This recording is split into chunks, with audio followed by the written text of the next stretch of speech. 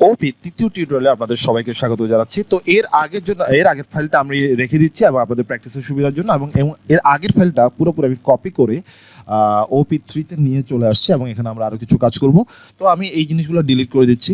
তো ওপিতে আমরা যখন আমরা প্রথম ক্লাসে বলেছিলাম যে একটা অবজেক্টের দুটো জিনিস থাকতে পারে, একটা হচ্ছে অ্যাট্রিবিউট অ্যান্ড অ্যানাদার ওয়ান হচ্ছে কি মেথডস বা বিহেভিয়ার যেটা।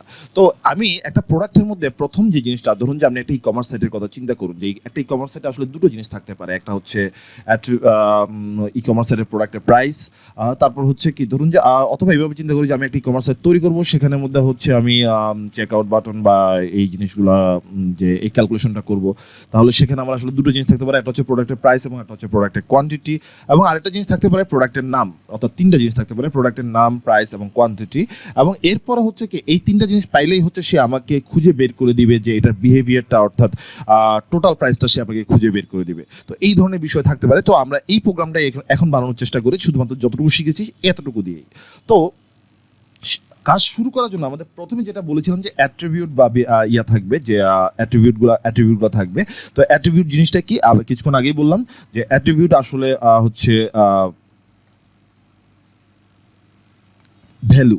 তো ভ্যালু আমরা ডিফাইন করার জন্য আমরা এখানে পাইথনে যেটা করি সেটা হচ্ছে ডিফাইন আন্ডারস্কোর ইনিট সেলফ। এই জিনিসটা একটু পরে বুঝলেও হবে, আপাতত এইভাবে মাথায় রাখুন যে ইনিট সেলফ পর্যন্ত মাথায় রাখুন। এখানে ইনিট সেলফ দিয়ে এরপরে আমাদের লিখতে হবে self dot name equals to name, self dot price equals to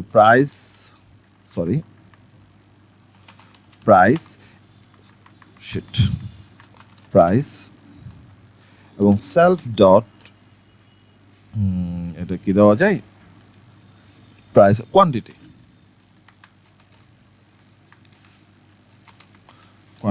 equals to quantity. Just এইটুকু মাথায় রাখুন। এখানে অ্যারো দেখাচ্ছে, অ্যারোটা আমরা কিছুক্ষণ পরে ফিক্স করব।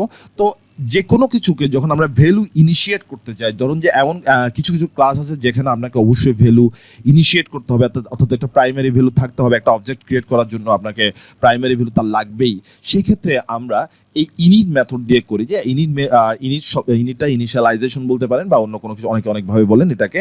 ইনিটটা এভাবেই আছে। এবং ইনিটের মধ্যে যে আমরা যেমন ফাংশনে, যেমন এরকম যে কোনো একটা ফাংশন তৈরি করার সময় যেমন এইভাবে আমরা করেছিলাম ডিফাইন ফাংশন নেম,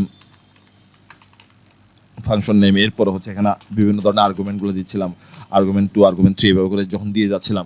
তো এখানে হচ্ছে কি আমরা ক্লাসের মধ্যে এইভাবে ডিরেক্ট আর্গুমেন্ট না দিয়ে আমরা যেটা করি সেটা হচ্ছে ইনিট দিয়ে করি, অর্থাৎ ইনিশিয়ালাইজটা এখান থেকে করি। অর্থাৎ আমরা যেটা ফাংশনের মধ্যে যেটা এখানে ব্র্যাকেটের ভিতর দিতাম সেটা আমরা এখানে না দিয়ে আমরা যেটা করছি সেটা হচ্ছে ইনিশিয়ালাইজের ভিতর করি। এবং ইনিশিয়ালাইজের ভিতর যখন যে করছি সেজন্য আমরা প্রথমে দিলাম নেম, এরপর দিলাম প্রাইস, এরপর দিলাম কোয়ান্টিটি। তাহলে তিনটা জিনিস আমরা কি ইনিশিয়ালাইজ করলাম। কিন্তু আমি কিন্তু ব্র্যাকেটের ভিতর চারটা জিনিস লিখেছি, আর একটা জিনিস লিখেছি, এটা হচ্ছে সেলফ। এই সেলফটা ডিফাইন করে আমরা ফাংশন যখন লিখছিলাম, ধরুন যে ডিফাইন অ্যাড ফাংশন, যে দুটো সংখ্যাকে যোগ করবে 2, 3 a, b। এবার আমরা লিখছিলাম কি রিটার্ন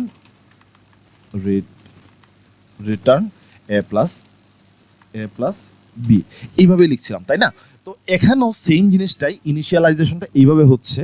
কিন্তু এখানে যেটা, যেমন আমরা যদি এটার জন্য আইটেম ক্রিয়েট করতে চাই, প্রোডাক্ট একটা অবজেক্ট ক্রিয়েট করতে চাই, তাহলে হচ্ছে কি আমরা জাস্ট নেম, প্রাইস, কোয়ান্টিটি দেবো, সেখানে কিন্তু সেলফ দিব না।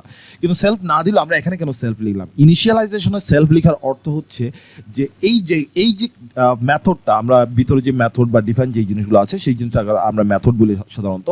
এই মেথডটা হচ্ছে আসলে সেলফ, অর্থাৎ এই ক্লাসের অংশ, কোন ক্লাসের অংশ সেটা বোঝানোর জন্যই আসলে এই সেলফ শব্দটা ইউজ করা হয়। এটা আরো কিছু ব্যাখ্যা আছে, তবে আমি এত জটিল ব্যাখ্যা যাচ্ছি না, জাস্ট একটু মাথায় রাখুন এই সেলফ শব্দটা ইউজ করা হয় এটা এই ক্লাসের অংশ সেটা বোঝানোর জন্য।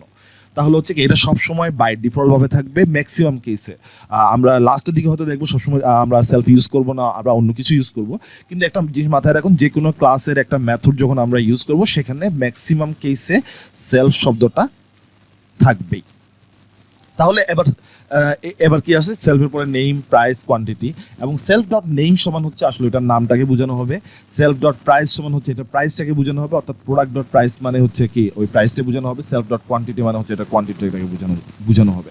জাস্ট আমরা যদি এইটুকু লিখে এবার একটা আইটেম ইনিশিয়েট করি, আমি এটাকে কমেন্ট আউট করে দিচ্ছি, এটা আমার প্রয়োজন নেই। আমি একটা আইটেম ইনিশিয়েট করি, আইটেমস বা অবজেক্ট ইনিশিয়েট করি ইকুয়ালস টু হচ্ছে প্রোডাক্ট এবং সেখানে দিলাম হচ্ছে নেম হিসেবে দিলাম আমি হচ্ছে মোবাইল ফোন, এরপর দিলাম হচ্ছে প্রাইস, আমি প্রাইস দিলাম 80 অথবা 8000। আসলে মোবাইল ফোনের প্রাইস তো 80 থাকা তো আসলে হবে না, এখন সব কিছু দাম 40% বাড়তি। সো প্রাইস এটা এবং কোয়ান্টিটি দিলাম যে আমি 10 পিস মোবাইল ফোন নিব। জাস্ট এইটুকু লিখে এবার যদি আমরা যদি কোনো কিছু ভ্যালু বের করতে চাই, যেমন আমি ধরে নিলাম যে প্রিন্ট আইটেমস ডট প্রাইস যদি লিখতে চাই, তাহলে দেখুন কি প্রিন্ট আসে, 8000 টাকা। আইটেম ডট প্রাইস সমান হচ্ছে 8000 টাকা, যেটা প্রাইস চলে আসছে। অর্থাৎ ইনিশিয়ালাইজটা হচ্ছে কি, আপনার যখন এই ক্লাসটা অবজেক্টটা নেবেন তখনই হচ্ছে এই ফাংশনগুলো অটোমেটিক্যালি রান হয়ে নিজে ইনিশিয়ালাইজড হয়ে যাবে। এটাকেই বোঝানো হয়। যেমন আমি যদি আচ্ছা কেটে না দিই, থাকুক, আমি এখানে যদি আমি লিখে দিই প্রিন্ট আপাতত লিখলাম যে ইনিশিয়ালাইজার, রান করলাম, দেখুন অটোমেটিক্যালি কিন্তু ইনিশিয়ালাইজার রান করছে, কোথাও কিন্তু আমি ইনিশিয়ালাইজারকে প্রিন্ট আউট করিনি। অর্থাৎ এই ইনিট মেথডের ভিতরে যা থাকবে সেটা হচ্ছে কি, আপনি ক্লাসটা ডিক্লেয়ার করার সাথে সাথে বা ক্লাসের ইনস্ট্যান্স নেওয়ার সাথে সাথেই এটা অটোমেটিক্যালি প্রিন্ট আউট হয়ে যাবে, এটুকুই বোঝানো হয়। তাহলে আমরা একইভাবে এখন দেখুন আইটেম ডট প্রাইস যেমন নিতে পারি, তারপর হচ্ছে আইটেম ডট কোয়ান্টিটি অথবা আইটেম ডট নেম, সব কিছু কিন্তু আমি চাইলে প্রিন্ট আউট করতে পারি। দেখুন সবকিছু কিন্তু প্রিন্ট আউট হচ্ছে। তো এই যে আইটেমসটা আসলে আমরা কোন জায়গা থেকে নিয়েছি, আইটেমসটা আমরা এখান থেকে নিয়েছি। এরপর আমাদের মাথায় থাকার কথা যে আইটেমস ডট, আমরা স্ট্রিং এর ক্ষেত্রে আইটেমস ডট লোয়ার ইউজ করেছিলাম, একটা ব্র্যাকেট দিয়েছিলাম, ওটা পরে ইস্যুতে আসছি। তারপর হচ্ছে কি কোয়ান্টিটি দিয়েছিলাম, মানে লোয়ার আপার স্প্লিট জয়েন, এই ধরনের অনেক কিছু ব্যবহার করেছিলাম। এগুলো আসলে এইভাবে আসছে। অর্থাৎ আমরা ইনিশিয়ালাইজেশনের যে কোনো কিছু যেগুলো ভ্যালু আকারে আছে সেগুলো আমরা ডিরেক্টলি এইভাবে কল করে শুধুমাত্র সেই স্পেসিফিক ডাটাটাকে আমরা অ্যাক্সেস করতে পারবো। অর্থাৎ আপনি এখন খেয়াল করুন, তাহলে আমরা যদি এই ধরনের আরেকটা আইটেম নিই, আমি এটাকে আইটেম 2 দিয়ে দিই এবং এটা প্রোডাক্টের প্রাইস দিলাম হচ্ছে ল্যাপটপ এবং এটা দিয়ে দিলাম হচ্ছে 10,000 টাকা এবং এটা হচ্ছে আমি দিলাম হচ্ছে 100 পিস লাগবে। এবার আমি যদি প্রিন্ট লিখি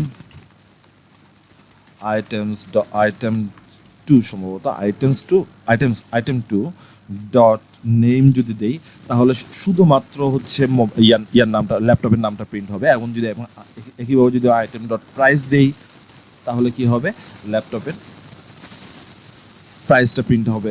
এবং আমি যদি কোয়ান্টিটি দেই, তাহলে কি হবে, ল্যাপটপের কোয়ান্টিটিটা প্রিন্ট আউট হবে। জাস্ট এইটুকু মাথায় রাখুন যে আমরা এগুলো আমরা কিছুক্ষণ আগে বলেছিলাম যে প্রথম ভিডিও টিউটোরিয়ালে আমরা বলেছিলাম যে কি প্রত্যেকটা অবজেক্টের দুটো জিনিস আছে, একটা হচ্ছে অ্যাট্রিবিউট অ্যান্ড অ্যানাদার ওয়ান হচ্ছে মেথডস। তো আমরা হচ্ছে ইনিট দিয়ে সাধারণত হচ্ছে অ্যাট্রিবিউটগুলো, এছাড়া আর কিছু মেথড আছে, এগুলো আমরা আসবো। ইনিট দিয়ে সাধারণত আমরা অ্যাট্রিবিউটগুলোকে ডিফাইন করে, এবং ইনিট মেথডটা ঠিক তখনই রান হয় যখন আমরা যে কোনো একটা অবজেক্ট বা একটা ইনস্ট্যান্স তৈরি করি, এবং সেখানের মধ্যে হচ্ছে ইনিট মেথডে পুরোটাই কি প্রথমে রান হয়ে যায়, এবং একটা অবজেক্ট ভিতরে কি নিবে সেটা হচ্ছে ইনিট মেথডের উপর সাধারণত ডিপেন্ড করে। আপাতত সবকিছুর সামনে সাধারণত শব্দটা বলে দিচ্ছি, কারণ হচ্ছে এখানে অনেক সময় আমরা ভিন্নভাবে কাজ করতে পারি।